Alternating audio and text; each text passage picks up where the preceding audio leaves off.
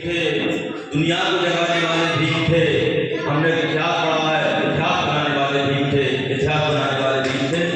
आज माता सावित्रीबाई फुले के जन्म जयंती के शुभ अवसर पर सर्वप्रथम भारतीय संविधान के निर्माता परम पूज्य बाबा साहब अम्बेडकर, तथागत भगवान गौतम बुद्ध और माता सावित्रीबाई के चरणों में कोटि कोटि नमन करता हूँ। उससे पहले नमन करता हूँ जो माँ शक्ति बेटी, उनको भी मेरा हाथ जोड़कर प्रणाम। सम्मानित मंच, सम्मानित साथियों, आज के कार्यक्रम में उपस्थित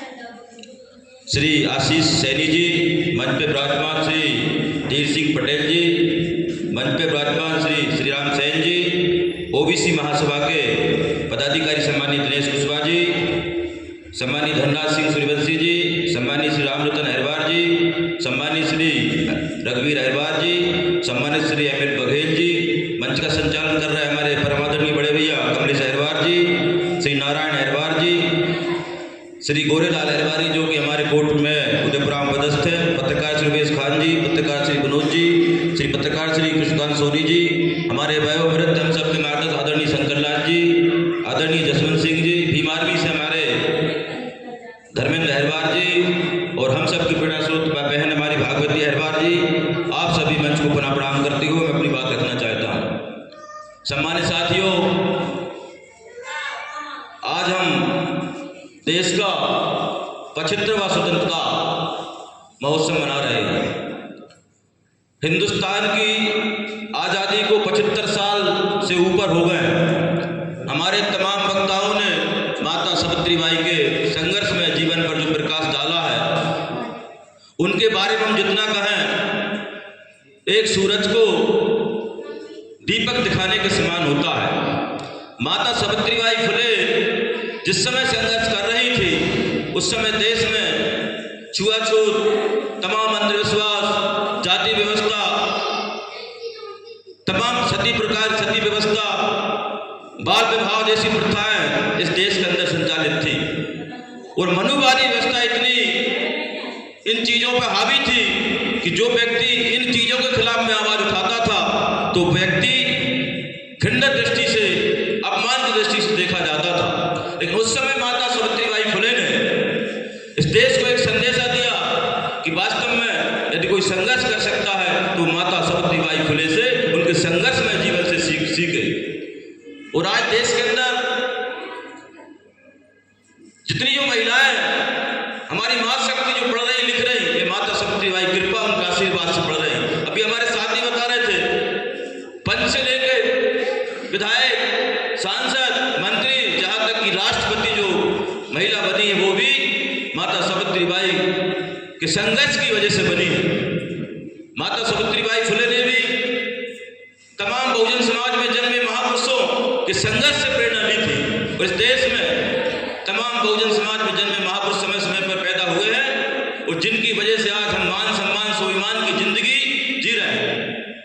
परम पूज्य बाबा साहब अम्बेडकर ने देश का संविधान दिया, संविधान ने संघर्ष से दिया। उस समय इतनी विषम परिस्थितियों में बाबा साहब अम्बेडकर ने मान सम्मान से संविधान बनाया और कहा संविधान में इतनी सारी धाराएं लिखी जिससे आज हम मान सम्मान, पढ़ने लिखने, आरक्षण जैसी चीजों की सुविधाएं ले रहे हैं। आज इस देश के, मैं फिर कहना चाहता हूं इस मंच के माध्यम से, मुझे बोलने का मौका मिला है क्योंकि समय बहुत कम है, बहुत ही कम बोलने का प्रयास करूंगा। आज देश के सर्वोच्च पद पर गृह मंत्री जी बैठे, माननीय सेन साहब, देश के गृह मंत्री जी देश की संसद में क्या बोलते, अंबेडकर अंबेडकर अंबेडकर। यदि अंबेडकर की जगह किसी भगवान का नाम ले तो स्वर्ग लोक मिल जाता। देश की संसद में बैठ के आज बाबा साहब अंबेडकर के संविधान का और बाबा साहब का अपमान कर रहे हैं लोग और हमें से लोग चुनने का काम करते। मैं उनको बताना चाहता हूँ, मैं सेन साहब से कहना चाहता हूँ इस बात को लिखें कि ऐसे गृह मंत्री को, तत्काल प्रधानमंत्री को निष्कासित कर देना चाहिए, हटा देना चाहिए, जिससे बाबा साहब का सम्मान होगा। बाबा साहब के करोड़ों अनुयायी है, बाबा साहब के मानने वाले लाखों करोड़ों अनुयायी है।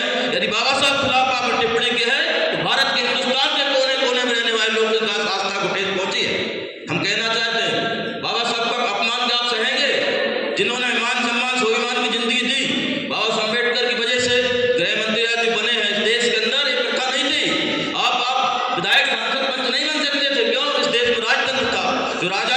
जो रानी के पेट जो बच्चा पैदा होता था वो देश का राजा बनता था।